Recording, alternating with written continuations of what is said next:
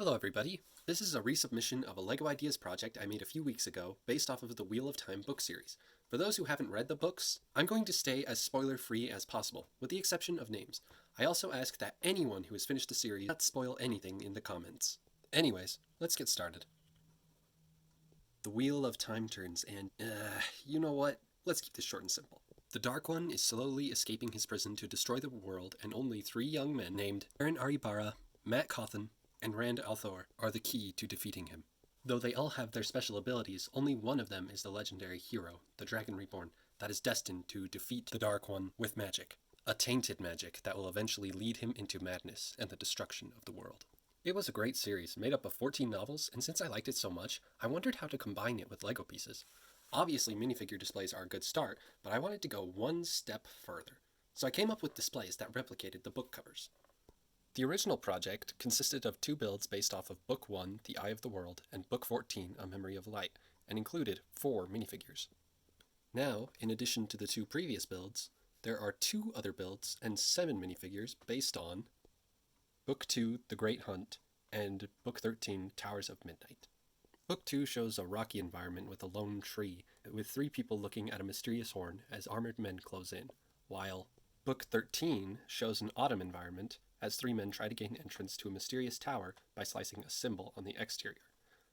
I was going to showcase my builds for books 3 and 4, but I chose these books because I felt that the project needed to represent the beginning and the ending of the series. So, here are the books, and here are the builds themselves. Each has a base, display, background, and decorations. The bases are both 18 stud by 18 stud builds with some Technic bricks and some sloped pieces along with a bunch of regular bricks for the edging. As stated before, there should be the book titles on the front on these prints, so you could have The Great Hunt, or number 2, The Great Hunt, and then number 13, The Towers of Midnight. Also with these Technic bricks, you can get a certain amount of these Technic pins and stick them in so that these have the option of coming together for one big display piece, if you so chose. The Great Hunt display includes 4 minifigures. Starting from left to right, we have Rand al'Thor, Loyal the Ogier, Celine, and a Shanchan Warrior. Still a farmer at heart, Rand has a small dark green cape, a sword holster with a short sword, and the Horn of Valir, a tool which can aid the heroes in the final battle against the Dark One. It is built using a pearl gold cone piece, a bullwhip from the Indiana Jones theme, and a pearl gold lightsaber handle. Ideally, it could be a new mold or have pearl gold bullwhip instead of brown. Notice that the cape is put on top of the sword holster strap to avoid unnecessary crinkling, and also instead of a lion knight torso from the Systems theme, Rand would just have a golden heron and maybe some belt printing. Loyal, the Ogier, a bookworm who slightly craves adventure, uses goblin ears and has a dark brown cape, a small lantern, a maroon book, and some brick-built shoes to give him some height. The lantern is built using a black pin stud piece, 2 round yellow studs, and a square black stud. The Lady Celine, whom Rand encounters in this adventure, uses Marion Ravenwood's torso and Saruman's special kilt piece from the Tower of Orthanc, set to replicate her white dress. She doesn't have any accessories. Finally, we have a Shanchan Warrior, armored with shoulder plates, helmet, and a short sword. The Shanchan are dedicated to capturing and using anybody that can channel magic. Now, I know it should be a Trolloc, a twisted creature of the Dark One, but since Book 5's illustrations look more Trolloc-like rather than man-like, I decided to turn it into a Shanchan. They're a bit more of the focus later in the book, but ideally the helmet would be gunmetal or silver colored to match the armor. These 4 figures are then strategically placed on certain jumper plate areas. So Rand is on the illuminated rock, Celine is turned at an angle on the lowest jumper plate, Loyal is on the leaves, and the Shanchan Warrior is holding his sword opposite so that he can creep behind those rocks. In case I didn't say it before, Rand has to have that short sword so that it helps with the display. Unlike the other 3 projects in this project, I decided to experiment and use bricks instead of plates for the background. I also happen to have very few plates of this color, so the bricks worked. I mostly used tan bricks, though you can see a hint of some of the gray bricks back there, just to kind of represent a rock. And while it is true that from the top it definitely creates some more uniformity between the black bookend and the background, it does make it a bit harder to decorate the back since you're not using inverted studs to decorate. But fortunately, I had the bricks needed to attach the number and a symbol, horn of Valir, and the ruby hilted dagger of Shadar Logoth, the two items for which the book is actually titled. The horn was pretty tricky since I only have so many pieces in this color, and here's just a quick look as to how that comes together. So you see this golden lightsaber handle attached with a clip.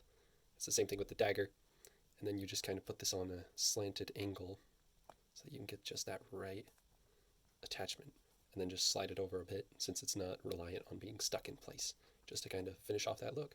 Powers of Midnight includes 3 minifigures. From left to right, we have Matrim Cathan, Tom Marilyn, the Gleeman, and Noel.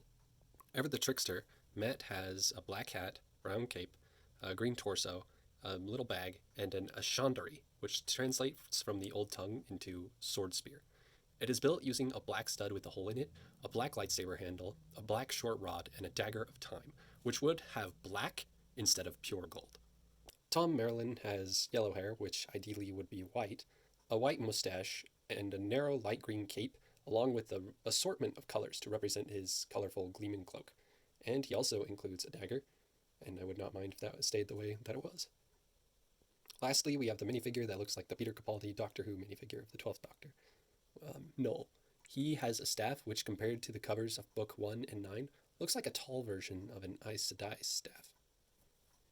The display has a tower with a twisted tree in autumn, and I have to admit the tree is pretty fragile, but it definitely looks better than my last attempt. We also have another tree hidden in the background, back here. There we go, so you can get a better look at that. And it's set on a sloping hill, while the tower itself uses clips and claws to represent this triangular cut into its side. Tom holds the dagger at an interesting angle by its end, and you set him on this stud, and that gives you the angle required, and you kind of line up the dagger with the claw. There we go. So that's one part. The next part involves Matt and his Chandri.